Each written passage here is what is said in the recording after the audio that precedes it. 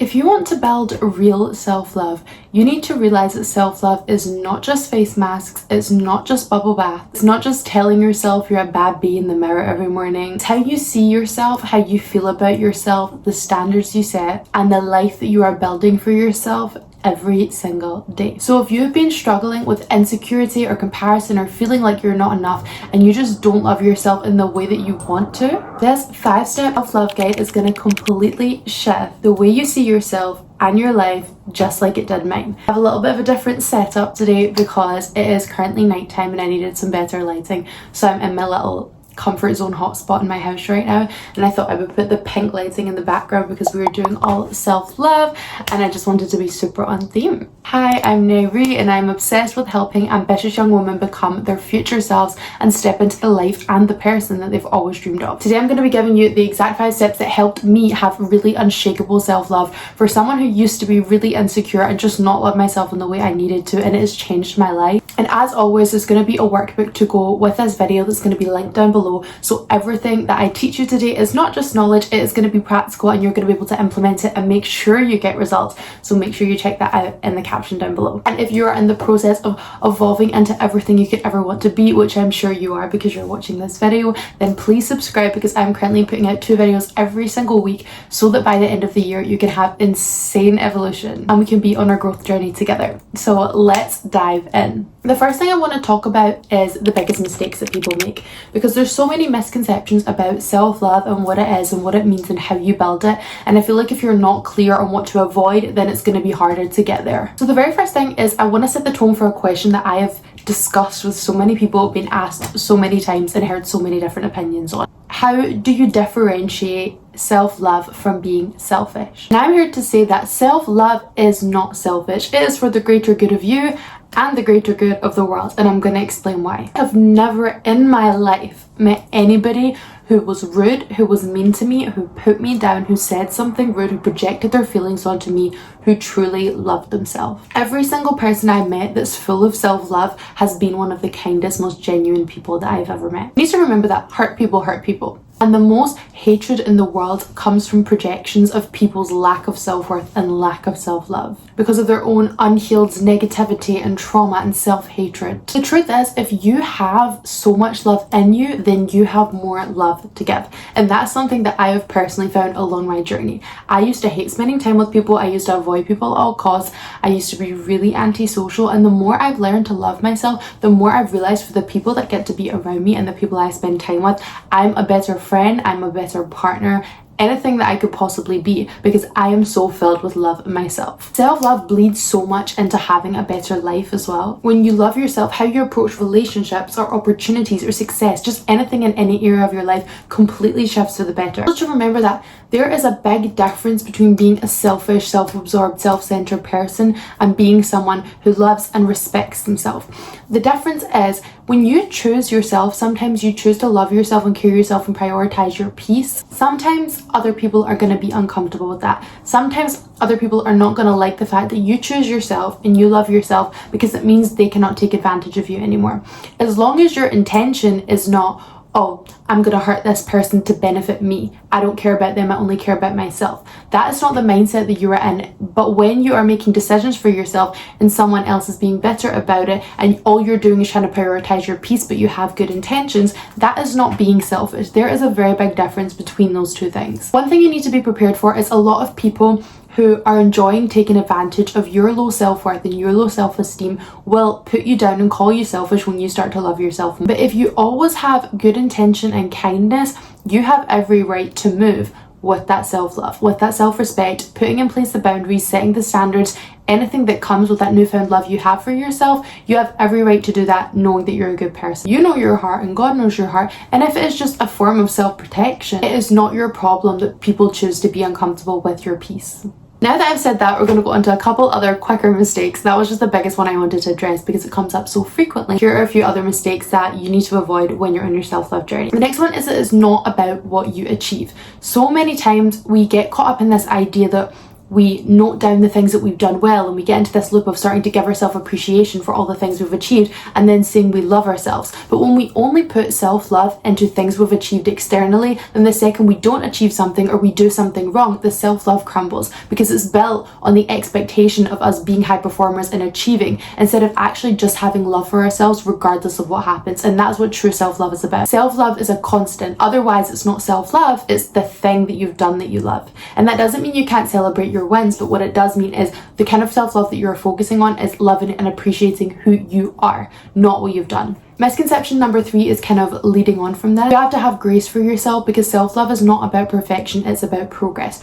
It's not about, oh, I love myself more because everything I did this week was perfect. Every way I showed up was perfect. I made no mistakes. That again is not self-love, because self-love is a constant. And so that means you have to love yourself even when you make mistakes, even when you slip up, even when things don't go to plan, and give yourself grace and be like, because I love myself, I'm not going to let this defeat me. Let me get back onto things. Fourth misconception is it is not about isolating yourself. It's not about isolating and being alone and never wanting to be around anybody else. It's about not needing anyone. So you're not hanging around with people just because you want their validation, or they're the only people that make you feel good about themselves, or you're trying to get them to fix you. It's about loving yourself so much that you can make informed decisions in life about relationships and about people in your life that actually support and uplift your life. But it's not about cutting yourself off from the world, which is a mistake that I made at the beginning of my journey. So the point of it is not about being alone. It's about not exposing yourself to things where you are accepting things that you don't deserve. You're exposing yourself to draining things that aren't serving you in life, all because you don't love yourself enough to feel worthy of them. And the final, self-love and self-care are two very different things. Self-care is something you do, and self-love is something that you feel. You can love yourself and then you can do self-care because you love yourself, but doing self-care isn't going to make you love yourself, because loving yourself is an internal process. It's about how you feel about yourself, your self-perception, what you think about yourself, not just, oh, how do I pamper myself on the outside? That is usually a result of the internal feeling of love you already have for yourself. So self-love isn't just about how much time you spend on certain things or certain habits that you have. It's not something that you set time for. It's not, oh, I'm going to practice self-love for 2 hours today. Self-love is a constant thing you want to be trying to implement in every area of your life, and over time building it up so that it's something you do on the regular. You're always flipping things, flipping perspectives, and changing your internal world, healing and growing to love yourself more. And we're going to get how to actually do that in the following steps. So we have went through all the misconceptions. We are ready to dive into step number 1. Step number 1 is about building self-worth as your foundation. Self-love always begins with self-worth, because if you don't feel worthy, you will always lower your standards. You will always go back to sabotaging yourself. You will always go back to betraying yourself. So you can't really love yourself if you don't feel worthy of that self-love. Self-love only works when you really believe your own worth. So the easiest way to notice what needs to shift in your self-worth is tracking your daily pattern. Throughout the day, become super aware. What have I noticed that I feel like I deserve throughout the day? What do I actually feel towards myself most days? What are the most common feelings that keep coming up about myself? What's the difference between the way I see myself now and the way I see the version of myself who truly loves herself? How often do I criticize versus celebrate myself? How many times do I choose other people's needs at the expense of my own peace? What emotions about myself repeat the most? Is it shame? Is it doubt? Is it pride? Is it gratitude? It's about noticing what is coming up the most, because that is where your self-worth is being indicated to. It is not a crime to have a negative thought or feeling about yourself. The problem is when you marinate in them and you let them become your reality by reinforcing them and reliving them and just living in that state all the time. So a great way to become aware is track all these feelings, everything I mentioned, how you feel about yourself on a daily basis. And when you catch yourself having these negative feelings towards yourself, thinking I'm not good enough, or whatever feelings that keep coming up for you, or you keep choosing someone else over you, don't punish yourself for it. Show love, give grace to yourself, and then try and flip it in your mind. So pause and acknowledge, oh, I've just had this thought, or oh, this feeling is coming up again, or oh, I've just fallen into that same pattern. And then ask, what would I rather believe about myself in this moment? What could I have done instead? What can I do right now to make me feel loved by me? And this is self-awareness for self-worth. You notice what you need to stop sitting in and letting marinate, and what needs to change for you to feel worthy and for you to actually start loving yourself. The best way to look at this is actually treating yourself like you're in a relationship with yourself. And I think this is the number 1 best way to build self-worth. Your partner said, I feel ugly, I feel unworthy, I hate myself today. I put everyone's needs above mine? Would you be like, oh, you're an idiot? No, of course not. You will be like, I am so sorry, let me help you. You are not unworthy. You will comfort them, love them, and remind them of your worth. And that is a practice that you want to get in when you're becoming self-aware. The more love you show yourself, the higher your self-worth will grow. Here are some exercises that are going to help you when you're raising your self-worth. So the first one is, of course, everything we just said about being self-aware. It's the daily worth audit. So for 1 week, every single day, I want you to just keep a notes app on your phone or a little journal with you and note throughout the day negative thoughts about yourself that came up, patterns you keep seeing and how you feel about yourself, things that you keep doing that aren't reflecting the love that you have for yourself. And then you want to pick and choose a reframe at the end of the week. Look through it and pick and choose a reframe and be like, what could I have done differently? What do I want to change? What do I want to believe instead? And then for each of them, you're going to give yourself one small action that you can do to turn this around. It could be a new thought that you want to say to yourself. It could be a new way that you prioritize yourself this week. It could be something that you love to do that you haven't done in a while and you're going to do it right now to show, no, actually, wait, I do love myself. Put it into practice. The second thing you're going to do is a worthy versus unworthy list. Based on everything you reflected on yourself, write down which of those beliefs make you feel the most unworthy. And then flip it to, what would I choose to believe instead if I knew without a shadow of a doubt I was truly worthy? And how can I show that to myself? Yourself things that you can do, practical things that you can apply, and then choose how you're going to implement that new belief in your life instead. Third is a future you standard check. Write down how future you would describe her worth. And then every single day, look at it and think of one thing you can do to try and embody that in today. How can you treat you like the love of your life today? What thoughts can you flip? How can you show appreciation for yourself?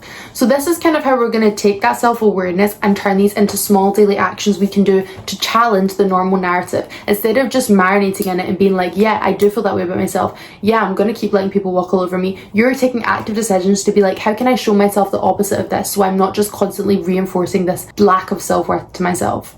Okay, this takes us on to the next step, which is very much related, and this is turning your inner critic voice into your inner cheerleader, your inner coach. Your subconscious mind internalizes what is being repeated to yourself. So if you, like I said before, are constantly marinating in the same feelings all the time and never challenging them, that is what you will keep seeing no matter what you do on the outside, no matter how much self-care you do. But if you choose to flip these thoughts, you choose to change that voice inside your head, then you're going to be challenging the narrative and giving your subconscious mind something else that you are feeding into it. And over time, the more you do this, it'll be hard at the beginning, but the easier it will become to start naturally having those new positive thought patterns instead. So another way you can really rewire your inner voice is through self-validation. And this is something I absolutely love to do, because you do not need fake positivity. You need to build proof that you can trust yourself and you have your own back. Because when you trust yourself and have your own back and you're able to self-validate, you don't need to run to other people for approval or for them to make you feel like you're good enough or for them to fix you. And that makes you able to fully love yourself, because you don't need other people to confirm that you are lovable in order for you to get there. Self-validating can be done through journaling 3 things that you're proud of every single day. Like small things that you did that you won't tell anyone else about. So when we celebrate our wins, we usually go to someone else and are like, look what we've achieved. And then that person reacts and that makes us feel good. But when you're able to self-validate, you're able to celebrate things on your own without needing someone else's approval to make you feel like it was good before you let yourself celebrate it. And so every day I try and write down 3 things that I did today that I'm really proud of, that are just small things, and I don't need to tell anybody else about them, but I'll know myself that I was proud of myself. And it gets me in that habit of self-validating and not needing somebody else's approval to make me feel good. Secondly, when your inner critic speaks, when you hear that voice of you're not good enough or I don't like this about myself or whatever it is come into your head, pause and ask, is this actually true, or is this just a thought that I've repeated so often that I think it's true? Because you will realize it is not true. The things that our brain has come up with because of what we've experienced in life, because of how small people have made us feel, is insane, but it actually goes against logic of who we are and what we are capable of. And step 3 is reparenting that inner critic like a loving but firm parent would. When it comes up being like, you're not good enough, you didn't do everything today, be like, yeah, I might have not finished everything, but listen, I showed up and that is better than doing nothing. I'm proud of myself. I trust how I move. Find ways to, even if you didn't do anything, be like, Yeah, I know, but I needed a rest day today and I'm gonna come back 10 times better tomorrow. You can always reparent that inner voice. You're not good enough just because you didn't do something today. Like I said before, it's not about what you do on the outside that makes you lovable. It's about loving yourself as a constant. And so when you have the inner critic coming up, reparenting that voice inside of your head that doesn't feel good enough is about reminding it that that's not where your worth lies. Over time, you're going to train yourself not to associate safety with external validation. And that is where love starts to grow, not because people clap for you, but because you can clap for yourself. Like before when we were talking about the self-awareness, it's also really important to be reflective on that. Every single week you're looking back over the week, but even at the end of the month, come back and be like, what were the 5 most common things my inner critic kept saying to me this month?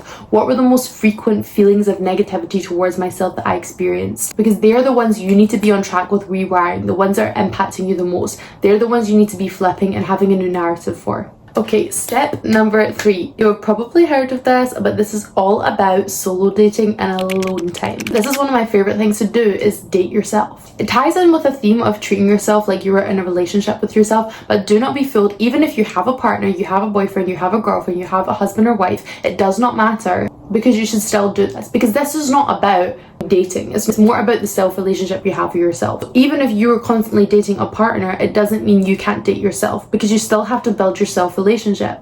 Take yourself out to a coffee shop, take yourself out to dinner, plan a solo weekend getaway, get dressed up and go to the movies. Have a romantic picnic in the park and take a book with you. It can be anything, but the point is to romanticize spending quality alone time with yourself. Why? Because it teaches your brain, I'm worthy of love, attention and celebration. Even for myself. I don't need somebody else to do it. Why do you need a partner to be worthy of love? Why can you not just love yourself as you are? Why is it not enough to celebrate the love that you have for yourself? It also shifts away from wanting someone else to validate you as well. You are learning how to give yourself the validation, the love, the everything you need first. It's such an amazing way to fill up your own cup without needing someone else to tell you that you are deserving of it. It's also just doing things you love. Like if there's something that you've wanted to do, give yourself time to do it. It's your life. Why should you not enjoy it? Even if you don't want someone to come with you. I think there's so much power in learning how to do things alone, because I used to go to dance class with one of my friends. I used to go to like a heels dance class and it made me feel confident. It made me feel amazing.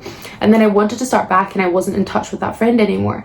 And it really took me a lot to be like, can I go myself? I was trying to find people to go with, but it's actually so powerful to be able to go and do something yourself just because you want to do it. You do not need to wait for someone else to come with you or someone else to make you feel safe to go and do the things you love in life. And once you've done things a few times yourself, you will realize it's easy. You can do anything by yourself. You just need to have the confidence to do that. And when you love yourself enough, you know that it might be challenging, it might be a little scary, but this is something that I want to do and it's going to fill up my own cup, so I'm going to go and do it. And these things will end up becoming the favorite things that you ever do. I live for my solo date days. I actually really love being alone. I really love alone quality time with myself. Whereas before, I used to not even be able to go on a 10-minute walk without calling somebody because I didn't like being alone with my own thoughts. That is the power of self-love. In the workbook, I've given a list of 50 different solo date ideas, which is super exciting. So you can look through, you can remix them, you can try your own stuff. But if you want to get started, my challenge for you is within the next month, within the next 30 days,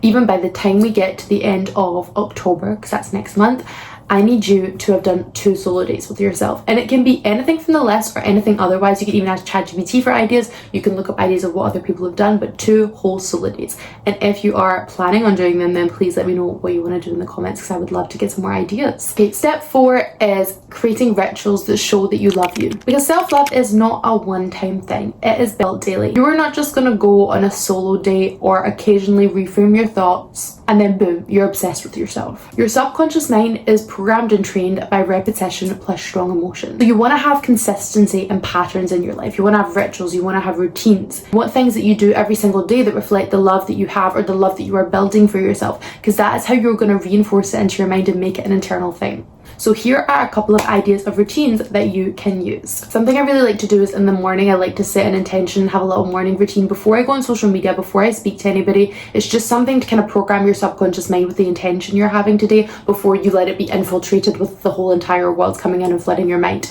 So this is a little morning routine that you could do on the screen here that I also do that really helps me get in an intention of choosing myself every day when I feel like I need some more self-love. Then we have evening reset rituals. So here are a couple of things I do every single day for that. You have another opportunity to kind of decompress from everything today. Throughout the day, you're going to go back to your factory reset. The negative thoughts are going to come in, and even though it'll be less and less over time, you're always going to have battles that you're struggling with. There's always going to be things in your head that are coming into your head, making you feel like you're not good enough, or making you not feel great about yourself. And you collect these things over the course of the day. So it's really important at the end of the day to be like, I'm not claiming any of that, and go into sleep with a clean subconscious. Then I have a really weird habit of sending little love notes to myself. Put little sticky notes in different places of the house being like, love you girl. And something I love to do is little affirmation alarms throughout the day.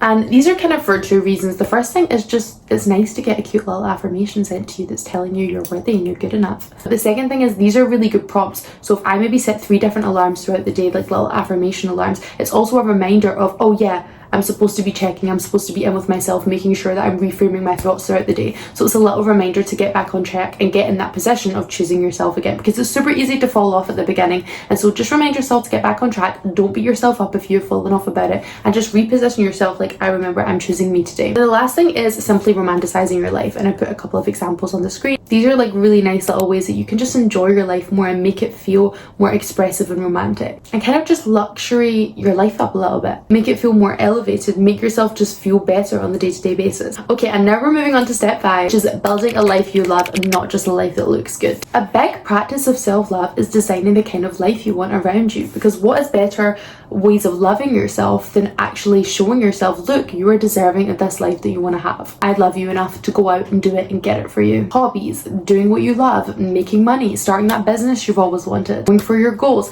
and also taking care of yourself. What do you fuel your body with? Do you take care of yourself? Do you go to the gym? Do you exercise? Do you find a way to be healthy? Do you give yourself everything you need? Do you stay hydrated? Do you drink water? Some things that we're not always amazing at doing, but things that are super important. So putting energy into all of the areas of your life that are going to fuel you and help you have a happier, healthier life. That is self-love. Because something you need to realize about self-love is not always going to be the easiest thing. It's not always going to be the easiest, most relaxed thing. Self-love is also about doing things that are difficult because you love yourself enough to commit that to yourself. So questions you can ask yourself are, what things could I do that would make me excited to wake up every morning? What environments make me feel best? What habits make me feel proudest of myself? What would I love to spend time on? What childhood hobbies would I love to pick up again just because I like doing them? What would I like to do more of in my life? What is something I've always wanted to do that I can finally start doing? What areas of my life am I not showing love to myself that I could show more of? Figure out yourself, learn what you want out of life, and then learn to give that to yourself. And this can look so different for everybody in so many different ways, but the point of it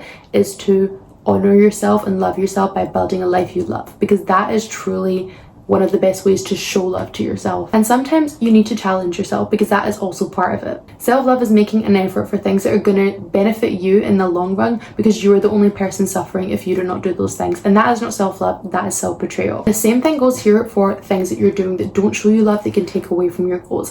Like maybe there's certain things that you're consuming online, or maybe there's people you're hanging around with who are taking away from your energy, and they drain you, and they don't make you feel good about yourself, and they put you down, or they make you feel insecure. And it's really important to also be mindful of that in the opposite sense, where there's lots of things you can do to build a life you love. There's things you have to take away to have the life you love as well. And being loving towards yourself is honoring that. When you live a life aligned with your values and your dreams, then self-love becomes automatic, because you are living a life that reflects your worth and showing yourself that you are deserving of it. So that is the entire 5 steps. And when you put all 5 of these steps together, the self-worth, rewiring your self-talk, solo dating, daily rituals, and building a life you love, and avoiding the biggest mistakes that you make, everything will change, because you stop looking for love and validation out with you, and you start radiating from within, realizing you have everything you need, and everything you have on the outside gets to be optional, it gets to be a choice. If you loved the content in today's video, please subscribe, because every single week I'm sharing all the frameworks that I use to become more confident, to love myself more, to create my dream life, to build a roadmap to it. Basically anything from evolving and reaching your potential. And I would love to see you when I'm doing my videos twice every single week, and I'd love to know what you thought below.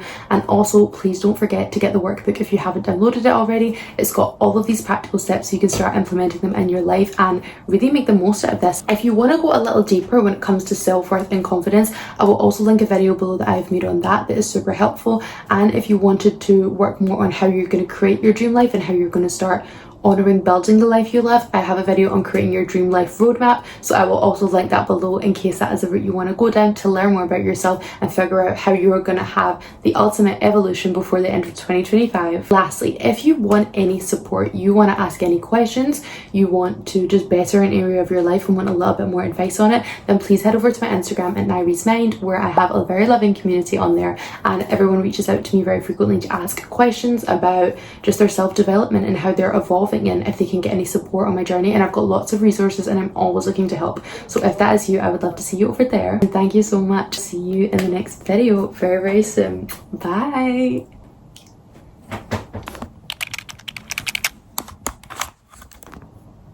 Oh, that lighting is so much better. Sorry, filming in the dark is not my thing. I am going back to filming in the light tomorrow, so oh, I'm gonna sneeze. Squirt.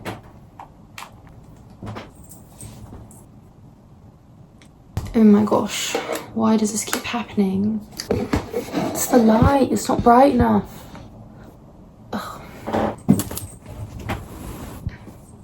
I'm literally never filming in the dark again. I need a ring light.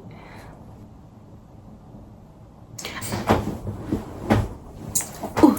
It's getting cold. I'm like, that was quick. What? In the middle of film. Oh yeah. Yeah. I just in the kitchen. Go ahead from there. Okay, can you shut the door, please? Yeah, sure. Thank you, love you. I'll come in and go. What is that noise?